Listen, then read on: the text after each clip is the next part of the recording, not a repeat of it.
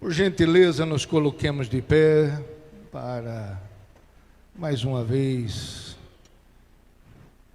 ocuparmos nosso tempo com o que há de melhor, que é meditar na Santa Palavra de Deus. Aos Romanos, capítulo 12, versos 1 e 2, assunto iniciado semana passada, ao qual nós retornamos nessa noite para nossa edificação. Capítulo 12, versos 1 e 2. Estou agradecido pela presença do pastor Caetano, melhorou de saúde, esteve ausente esses dias. Deus abençoe a todos os nossos irmãos que se empenham em estar na casa do Senhor. O aniversariante está lá, ó, de amanhã. É o pastor Leonardo. Muito bem.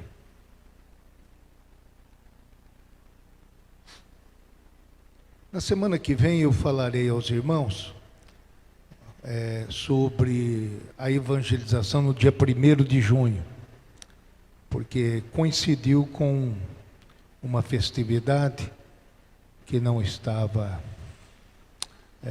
muito comum entre nós, e a evangelização acontece todo primeiro sábado. Então, quarta-feira que vem, nós traremos sobre este assunto. Rogo-vos, pois, irmãos, pela compaixão de Deus, que apresenteis o vosso corpo em sacrifício vivo, santo e agradável a Deus, que é o vosso culto racional. E não vos conformeis com este mundo, mas transformai-vos pela renovação do vosso entendimento, para que experimenteis qual seja a boa, agradável e perfeita vontade de Deus. Amém? Tem alguém do seu lado? Vamos orar uns pelos outros, por gentileza. Senhor Deus, que mais uma vez reúne teus filhos, a nós, em tua casa, aqui na Assembleia de Deus, Ministério Belém, Pindamonhangaba, acompanhados também pelos internautas. Nosso Pai, contempla agora a nossa vida. E, ó Deus, nos dá a direção, a iluminação, o esclarecimento que tanto precisamos para conhecer a Tua vontade, pois ela é boa, agradável e perfeita. Responde a oração particular dos Teus filhos, sobre a vida pessoal, a saúde, a vida profissional, familiar, a vida espiritual, ministerial de cada um. Nosso Pai, precisamos do Senhor, da provisão, da presença, do poder do Senhor. Oramos assim, querido Deus, e agradecemos em nome de Jesus. Amém. Queiram tomar os seus lugares.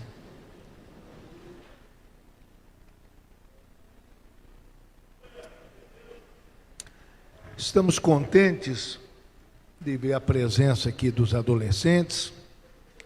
Voltem sempre. Esta é a casa de vocês. Talvez eu não tenha dito isso antes, não é? Muito bem.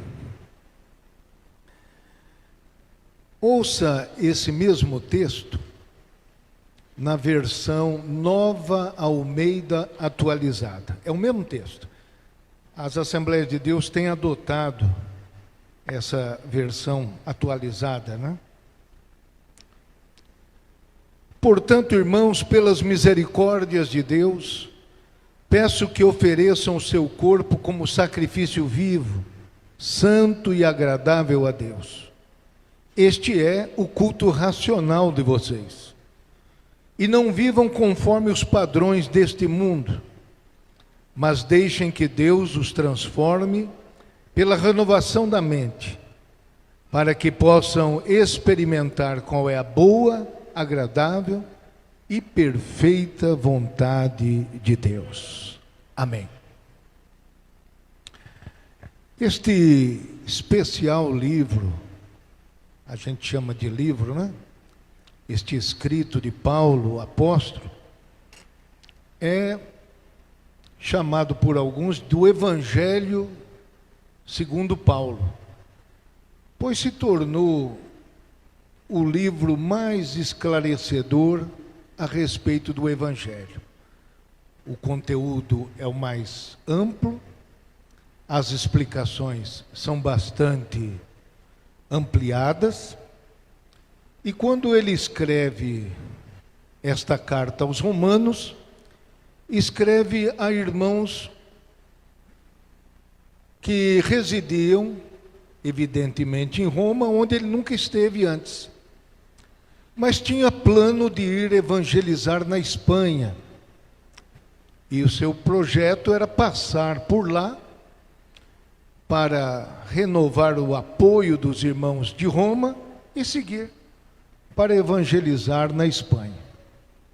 Como bem sabem vocês, isso não aconteceu.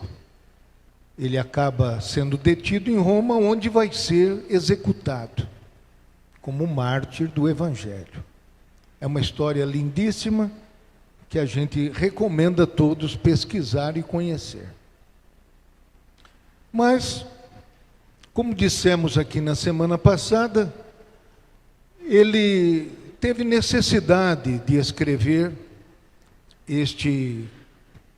esta escritura aos Romanos, e com o intuito de deixar esclarecida a razão do Evangelho. Afinal, por que o Evangelho foi escrito? Nos 11 primeiros capítulos, ele descortina a doutrina, a teologia, as razões do Evangelho. E assim, passará, a partir do capítulo 12, a tratar da aplicação de tudo que ele escreveu antes. Pois esse era o hábito das escrituras feitas por Paulo. Não somente apresentar a doutrina, como a sua explicação. Então, desde o capítulo 1, capítulo 2, capítulo 3, ele vai descrever a perdição da humanidade. No capítulo 4, vai descrever a chamada de Abraão, o pai de todos aqueles que creem. E com isso, vai direcionando a sua escritura, inspirada por Deus, para nos apontar no capítulo 5 a justificação pela fé. Desta justificação pela fé, vai até o capítulo 6 para falar sobre a santificação. O batismo, a santificação, a necessidade de continuar aquilo que Deus iniciou através da justificação com a santificação. Na sequência, no capítulo 7, ele vai falar do combate que todo crente enfrenta diariamente, da carne contra o espírito. O capítulo 7 é dedicado a esse combate.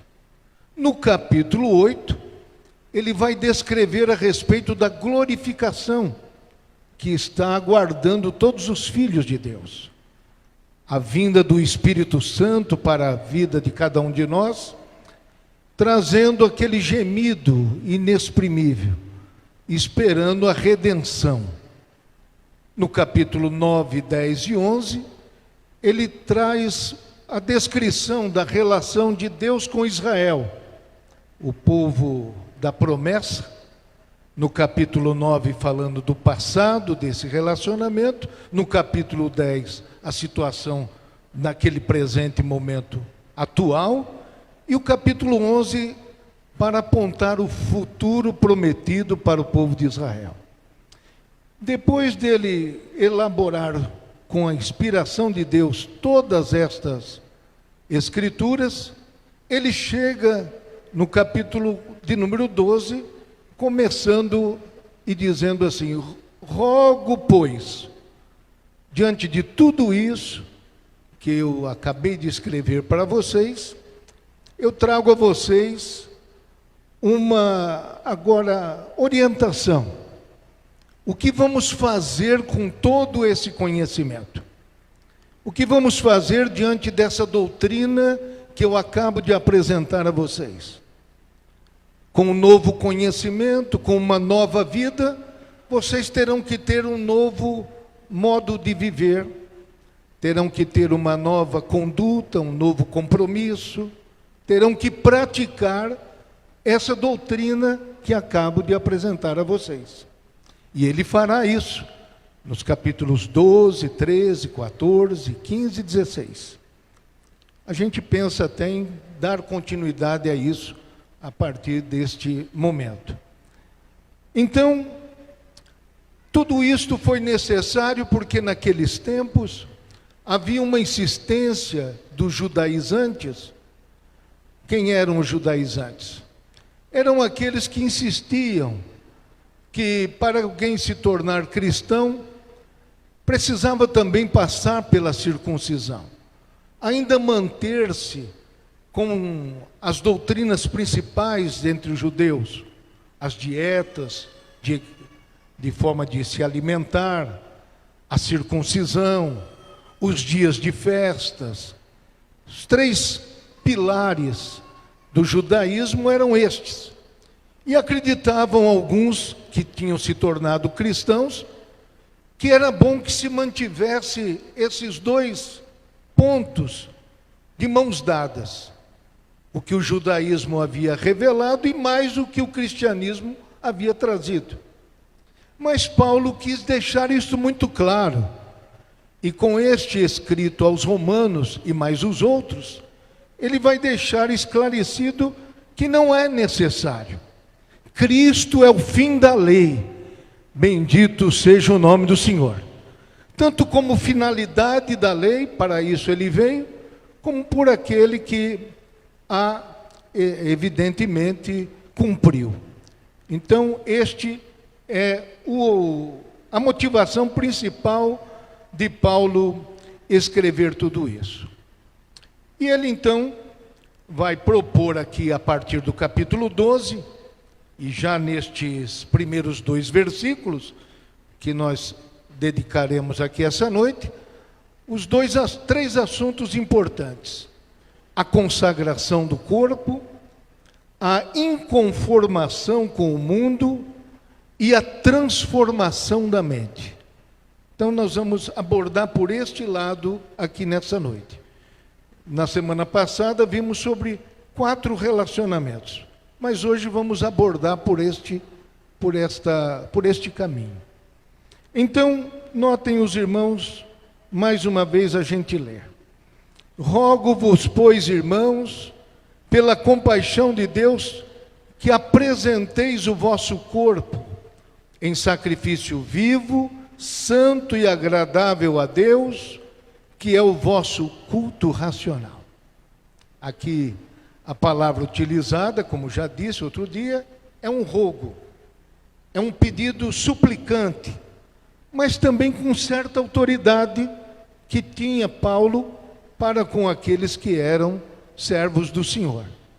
O seu apostolado trazia para suas palavras uma autoridade pertencente àquilo que ele realizava. Rogo-vos, pois, irmãos, que apresenteis o vosso corpo em sacrifício vivo. A linguagem é para lembrar os tempos de sacrifícios, em que animais inocentes eram entregues em lugar dos pecadores. Os sacerdotes recebiam os animais e executavam aqueles animais, e o sangue derramado era para substituir o sangue do pecador. Porque a alma que pecar, esta morrerá. E sem derramamento de sangue, não há remissão de pecados. A palavra remissão quer dizer resgate, não é? Então não haveria como resgatar o pecador se não fosse por um animal, por um sacrifício. Mas o que faz de diferente aqui agora é que Paulo, deixando aquela figura, aquela imagem de um animal para irracional no lugar de um pecador, agora ele está dizendo que todo cristão deve se aproximar de Deus como este sacrifício. Cada um deve dar-se a si mesmo para Deus. E quando se dava o sacrifício, se dava todo o sacrifício, não parte dele. Se entregava todo o sacrifício para o sacerdote. Do mesmo modo, é o que Deus espera de nós. Rogo-vos, pois, irmãos, que apresenteis o vosso corpo totalmente. Toda a nossa vida tem que ser dedicada a Deus, não parte dela. Totalmente nas mãos do Senhor nosso Deus. E isso, meus irmãos, deve ser bem compreendido por cada um de nós. Porque a consagração do nosso corpo fala exatamente daquilo que nos conecta com aquilo que é o mundo, com as coisas do mundo. O nosso olhar, as nossas ações, o nosso caminhar, o nosso falar, tudo em nós deve ser consagrado a Deus. Bendito seja o nome do Senhor. Algumas pessoas pensam, e isso não é um absurdo, mas alguns pensam que o seu momento de culto é aqui, na casa de Deus. Ao terminar o culto, ao abraçar o irmão que está no culto, ao ganhar o pátio e do pátio ganhar a rua e ir embora para casa, ele dirá: já não estou mais em culto, agora eu vou ser outra pessoa. Aqui ele é uma pessoa e fora daqui ele é outra pessoa. Mas não deve ser assim. Os olhos que foram consagrados dentro da casa de Deus têm que estar consagrados fora deste momento, fora deste horário, fora deste lugar. Bendito seja o nome do Senhor.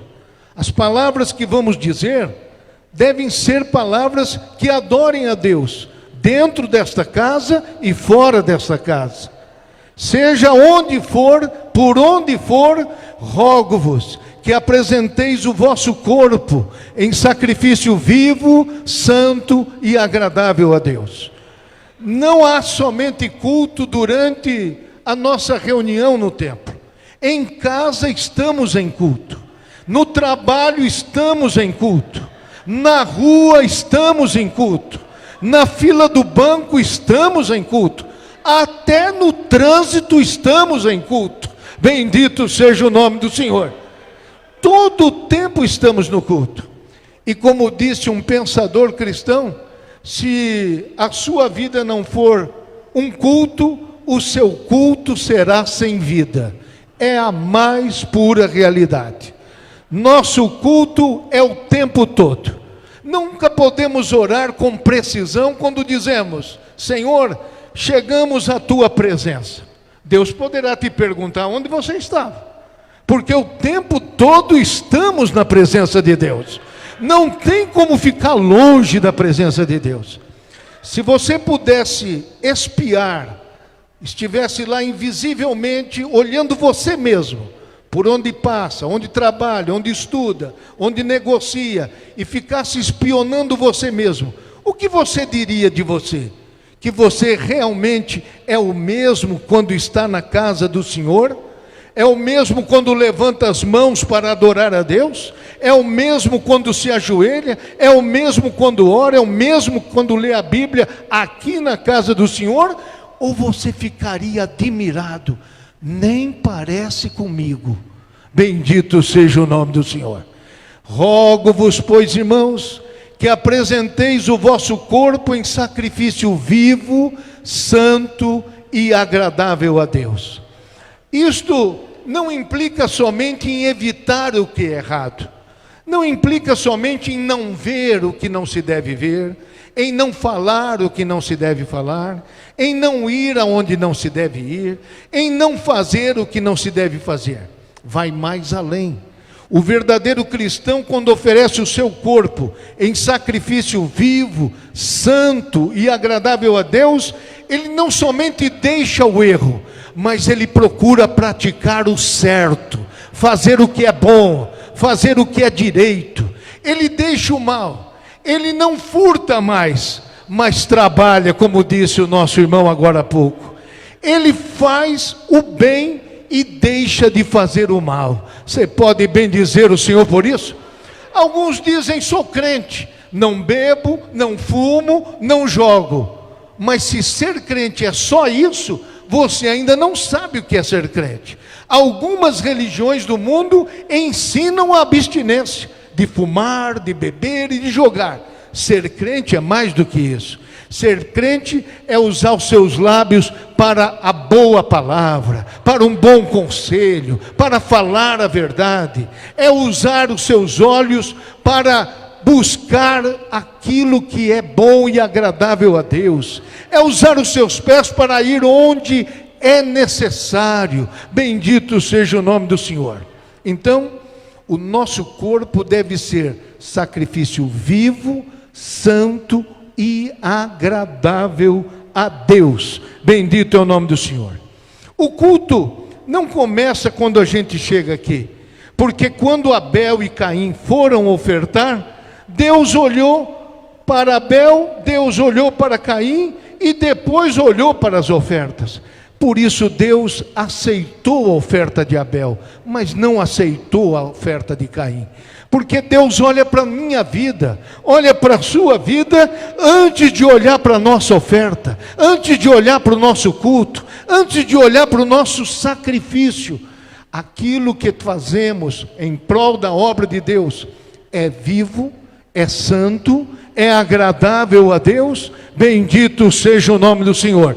Então, não há dúvida de que você está, de que eu estou no caminho de conhecer a vontade de Deus. Porque os crentes vivem perguntando: qual é a vontade de Deus para a minha vida? Tem gente que chega a ser tão extremista que quando sai de casa quer saber: Deus, eu entro agora para a esquerda ou entro para a direita? Na próxima quadra eu subo ou desço? Ele quer saber todos os detalhes da sua vida. Existe a vontade de Deus ampla e geral. Nós não podemos ter dúvidas dela. Ela está escrita, tem preceitos registrados. Não tem por que se perguntar, não é? Será que isso Deus se agrada? Será que isso Deus aceita? Mas existem vontades particulares, não é? Compro isso ou não compro, faço isso ou não faço. Então, para você sair desse lamaçal da dúvida, existe uma recomendação da palavra de Deus. A recomendação é essa: começa com o corpo consagrado a Deus. Se você se decidir, vou oferecer meu corpo a Deus, tudo que eu tenho, tudo que eu sou vai ser de Deus, você está perto de enxergar a vontade de Deus na sua vida. Bendito seja o nome do Senhor. A vontade de Deus não é a causa do seu caminho, é o efeito. Conforme você for realizando a consagração do seu corpo, a vontade de Deus vai sendo esclarecida para você. Vai sendo esclarecida, porque Deus dirigirá a sua vida, porque você quer uma coisa: você quer consagrar o seu corpo para Deus. Bendito é o nome do Senhor. Mas esse não é o único rogo feito por Paulo. Ele faz um outro, não é? Vocês leram comigo: e não vos conformeis, não é? E não vos conformeis assim, que apresenteis o vosso corpo em sacrifício vivo, santo e agradável a Deus, que é o vosso culto racional. Então, esse é o culto racional. Não é um culto somente baseado em sentimentos, em emoções. É bom que você tenha emoção, é bom que você chore na presença de Deus, é bom que você se alegre na presença de Deus, mas não despreze o conhecimento, o entendimento. Não, você quando se torna crente, não desrosqueie a sua cabeça e deixa ela em casa. Não, você não sai para a rua como um fanático, você sai com entendimento. A palavra de Deus vai dando entendimento para você, e você vai entendendo todas as misericórdias, tudo que Deus fez no passado. Quanto mais você entende isso, mais você vai servir ao Senhor. Louvado seja Deus. Essa é a diferença do cristianismo de todas as outras religiões. No cristianismo, disse Paulo, Deus fez isso com Israel, Deus fez isso com os gentios, e o Senhor Jesus entrou neste mundo, salvou os pecadores, e com todas essas misericórdias, com toda essa compaixão, Deus está exigindo de nós agora: apresenteis o vosso corpo em sacrifício vivo, santo e agradável a Deus. A gente se consagra por gratidão, não se consagra a Deus para alcançar um merecimento. Nós nos consagramos porque quem fez primeiro foi Deus, foi Jesus que deu a sua vida por nós. Rogo-vos, pois, diante de tudo que Deus fez, primeiro quem faz é Deus, e depois nós, por gratidão, obedecemos, consagramos, e não nos conformamos com este mundo, e transformamos a nossa mente. Bendito seja o nome do Senhor. Todas as outras religiões são exigentes. Faça isso, faça aquilo outro. Se você fizer direitinho, eu acho que eu vou te atender. E às vezes nós, descuidadamente, sem pensar, sem ter essa intenção, às vezes fazemos. Eu vou fazer 10 dias de oração a Deus. No final, eu vou receber uma recompensa de Deus. É uma barganha. Deus não faz negócios assim, irmão. Tudo que precisava ser feito, Jesus já fez por nós. Agora, se você vai orar 10 dias, vai orar 10 horas por dia, o que você vai fazer? Faça por gratidão. Não faça para receber em troca. Faça porque já recebeu do Senhor. Nós estamos como cristãos, e como cristãos vivemos debaixo da graça do Senhor nosso Deus. O outro rogo que ele faz, ele diz, e não vos conformeis com este mundo, mas transformai-vos pela renovação do vosso entendimento, para que experimenteis qual seja a boa, agradável e perfeita vontade de Deus. O primeiro passo, consagrar tudo que temos, tudo que somos. O segundo passo é o inconformismo. Não vos conformeis com este mundo. Existem versões que chamam aí, não vos conformeis com este século. Já ouviram isso? Amém? Por isso que se usa falar, tal coisa é secular, não é? Tal assunto é secular, aquilo é secular. Por causa dessa palavra traduzida como século, que é o mundo, que é essa era, que é esse tempo que a gente vive. E nesse tempo que a gente vive, com a força, a pressão, a influência do mundo, e o mundo é dirigido por pessoas que são estrelas, que são esportistas, que são artistas, não é?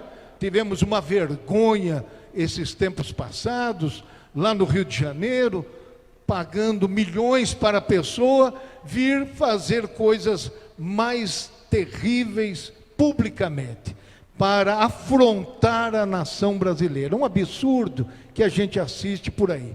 Mas é assim mesmo, irmão. Ló, ele ficava aflito com as coisas que via e ouvia no seu tempo, e não seria diferente agora. Então não vos conformeis com este mundo. Eles pensam que têm o direito de ditar nosso modo de viver, mas quem dita o nosso modo de viver é Deus, na sua gloriosa palavra. Passa o céu e a terra, mas a palavra do Senhor permanece para sempre. As modas vão e vêm, as influências mundanas vão e vêm, a cabeça dos artistas, dos juristas, dos filósofos, das pessoas grandes deste mundo vão e vêm e se alteram. Antes uma coisa era pecado, agora virou doença. Antes uma coisa era pecado, agora virou outra coisa, virou uma tendência. E assim vamos achando desculpas e vamos nos misturando com as coisas deste mundo. Por isso, Paulo está dizendo, duas providências: não vos conformeis e transformai-vos. Nestas duas palavras, duas maneiras de escrever a palavra forma. A palavra forma. A primeira delas, não vos conformeis, significa que nós não podemos aceitar o esquema. A palavra é esquema. E esta palavra fala de coisas aparentes que vão mudando. Vão mudando. Muda de dia, muda de noite, muda neste ano, muda ano que vem. São estes as influências que a igreja que está no mundo, mas não é do mundo, recebe diariamente, por todos os meios de comunicação. Então, se você encher o seu coração da palavra de Deus, você está sendo protegido. Habite a palavra de Deus abundantemente em vosso coração. Bendito seja o nome do Senhor. E assim, com esta recomendação, nós estamos protegidos. Estamos protegidos. A leitura da palavra de Deus, irmãos, a meditação na palavra de Deus, hinos de louvor. Os hinos têm uma influência muito importante, porque pode consolidar escritos da palavra de Deus em nossa mente, e nós vamos vencendo a influência do mundo. Bendito seja o nome do Senhor. Então, não vos conformeis com este mundo, nada mais é do que não aceitar essas influências passageiras, essas influências daqueles que são contra Deus, contra os valores de Deus, contra os valores da palavra de Deus, contra os princípios dos cristãos. Somos atacados diariamente, mas precisamos ter esta proteção interior. Bendito seja o nome do Senhor. Em Isaías 5:20 diz assim, olha só como é o problema do mundo. Não é que é falta, nos chamam de falta de tolerância, não somos tolerantes, não aceitamos todas as coisas. Não, o problema não é que é falta de tolerância, o problema é que eles inverteram os valores. Diz aí, Isaías 5:20, ai dos que ao mal chamam bem e ao bem mal, que fazem da escuridade luz e da luz escuridade, e fazem do amargo doce e do doce amargo. Isaías 5, versículo 20. Então, meus irmãos, assim funciona o esquema do mundo: transformar os valores, doce para amargo, luz para trevas, e nós não podemos confundir. Luz é luz, treva é treva, doce é doce, amargo é amargo, de Deus é de Deus e do mundo é do mundo. Bendito seja o nome do Senhor. Não podemos nos confundir, e a palavra de Deus é muito rica para isso. Então, a chave é não somente não entrar no esquema do mundo, mas transformai-vos pela renovação do vosso entendimento. É a segunda maneira que no idioma original chama forma, é através da palavra morfê, que dá origem àquela palavra metamorfose, que dá origem àquilo que você pode pesquisar agora, daqui a pouco, você pode pesquisar como acontece o surgimento de uma borboleta, saindo de um casulo, se torna uma borboleta, saindo de uma coisa feia, se torna numa coisa bonita. Bendito seja o nome do Senhor. É isso que Deus quer fazer na nossa vida, não somente uma modificação por fora, mas uma modificação na nossa essência, na nossa natureza, cada dia mais parecido com Jesus. Você pode glorificar a Deus por isso? Veja isso, assista. Tem muitos documentários que ensinam, que mostram essa maravilha da natureza, que ilustra o que Deus faz na vida de um crente. Diz Paulo aos Filipenses que Jesus, sendo em forma de Deus, não teve por usurpação ser igual a Deus, e tomou a forma de homem. O que quer dizer isso? Essa palavra forma lá, não é a palavra esquema que está lá. Não é que Jesus deixou de ser Deus para ser homem. Lá está a palavra morfê, que significa era Deus, entrou no mundo e continuou sendo Deus. Quem nasce de novo, o Espírito Santo está na sua vida, e ele tem agora a vida de Jesus na sua vida. Bendito é o nome do Senhor. Aquele que é crente, que tem a nova vida no seu coração, não pode se conformar com este mundo, não pode se amoldar com os moldes deste mundo, não pode se sujeitar aos valores deste mundo. Ele tem que se transformar pela renovação do vosso entendimento. Como eu ia dizendo, a palavra de Cristo habita em vós abundantemente, ensinando-vos e admoestando-vos uns aos outros com salmos, hinos e cânticos espirituais, cantando ao Senhor no vosso coração. Já pensou em memorizar versos da Bíblia? Já pensou em ler grandes porções da Bíblia? Já pensou em fazer isso? Faça esse desafio para você mesmo. Leia a santa palavra de Deus, leia bastante, não leia só como quem lê uma caixinha de promessa, como quem coloca um dedo para ver o que é que Deus vai fazer hoje. Não, irmão, leia bastante, bastante. Você pode não entender, mas a palavra é uma água que vai lavando, vai lavando, vai lavando. Bendito seja o nome do Senhor. E no dia certo, na hora certa, quando você precisar, Deus vai pôr lá na sua mente aquele texto que você leu. Como é que você vai lembrar daquilo que nunca leu, meu prezado irmão? Tem gente que pensa isso. Deus vai me fazer lembrar. Só vai lembrar se você já leu. Mas se você nunca leu, como é que vai lembrar do que não leu? Você quer ser revelado, irmão? Não, não é assim. Tem que examinar as Escrituras. Para terminar, o tempo já terminou, o assunto não acaba. Salmo 119, verso 9, em homenagem aos nossos adolescentes que estão aqui hoje. Salmo 119, verso 9. Como purificará o jovem o seu caminho?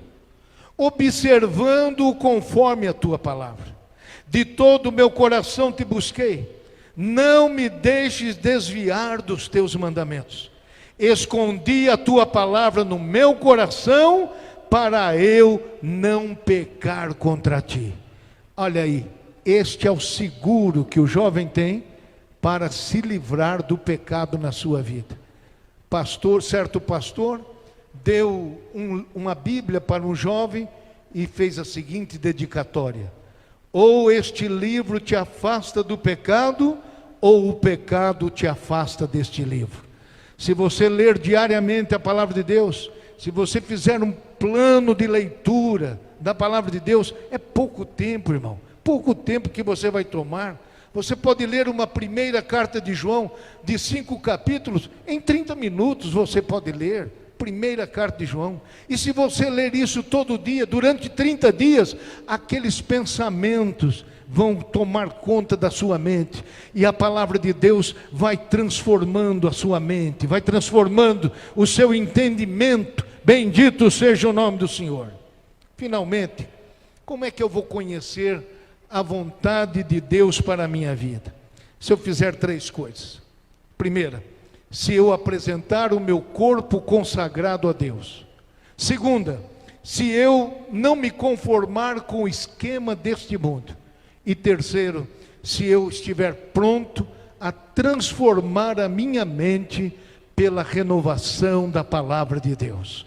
Que Deus abençoe os irmãos. Não basta só conhecer, não basta só saber, não basta ter vindo aqui hoje e até gostar da doutrina e gostar da teologia e gostar deste assunto.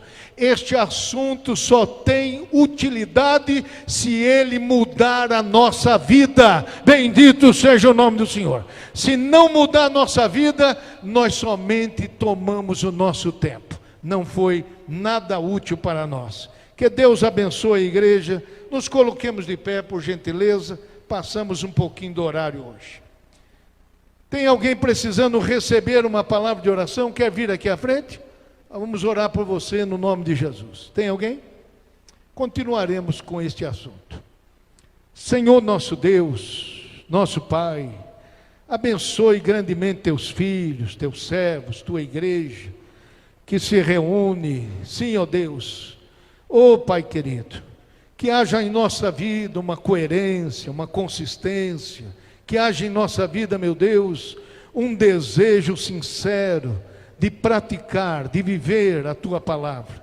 Toma nossa mente, nosso entendimento, oferecemos a ti, ó Deus, dentro e fora desse templo, nosso corpo, nossa alma e nosso espírito.